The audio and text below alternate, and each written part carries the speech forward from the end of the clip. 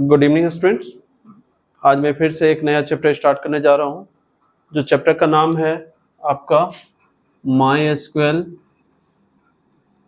Class 12 के लिए। और यही थोड़ा सा इसका कॉन्सेप्ट छोटा सा जो क्लास 10 में पढ़ना पड़ता है, DBMS, ये दोनों को साथ ही लेके चलते हैं। अलग अलग वीडियो नहीं बनाते हुए एक ही साथ बता रहे हैं, उसको ध्यान से देखिए।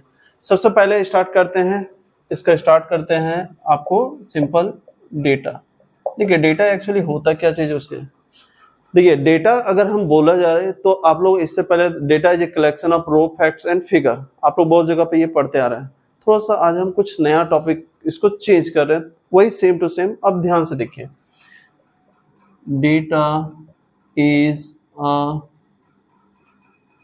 कलेक्शन ऑफ, आप लोग क्या पढ़ रहे थे, रो फैक्ट्स एंड फिगर। हम इसे चेंज कर रहे हैं नंबर, एस लगा देते हैं।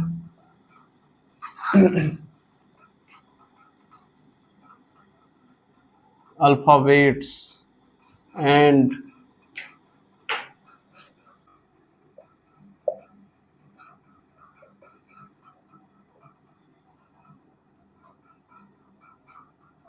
कॉमा etc कर देते हैं। ध्यान से देखिए, अगर हम अभी एक यहाँ सेंटेंस बताए हैं, डिफाइन कर रहे हैं, data is a collection of numbers, alphabets and special symbols. Numbers के बारे में तो आप पहले से जानते होंगे, नंबर जैसे 0 से 9 के अंदर पे आता है। अल्फाबेट्स को आप A to Z से आप डिनोट कर सकते हैं, नहीं तो स्मॉल a to Z से आप डिनोट कर सकते हैं। इसके बाद स्पेशल सिंबल्स के बारे में अगर बात करें तो लाइक, हैशटैग, कॉमा, @ या etc कर दे रहे हैं, इससे आप समझ सकते हैं।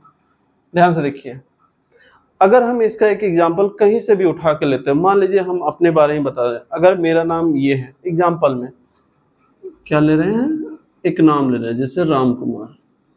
अगर हम यहाँ राम कुमार लेके अगर हम कुछ वर्क कर रहे हैं, अगर इसी का कुछ, अगर मेरे पास एक सामान है, मान लीजिए एक मेरा ये पेन है, ठीक है, या तो एक मेरे पास इसका एक पार्सल है। सबसे अच्छा बात ये होगा, अगर इसका मेरे पास एक पार्सल है, ये पार्सल इस कैंडिडेट के पास पहुंचाना है, तो ये कैसे पहुंचेगा?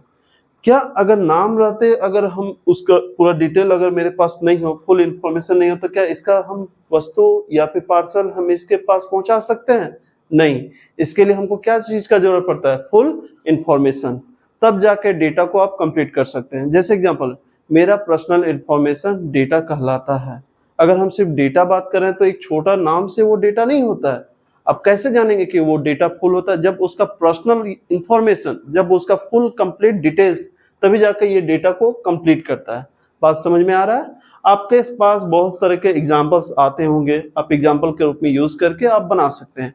जब अगर हम इसके बारे में पार्सल का बात करें, अगर इसका पार्सल का पूरा डिटेल्स ही नहीं तो क्या इसके पास पहुंचेगा? नहीं। तो इसके लिए क्या जरूरत हो रहा है? इंफॉर्मेशन। अब इसके बाद हम बताते हैं इंफॉर्मेशन क्या है। ध्यान से देखिए,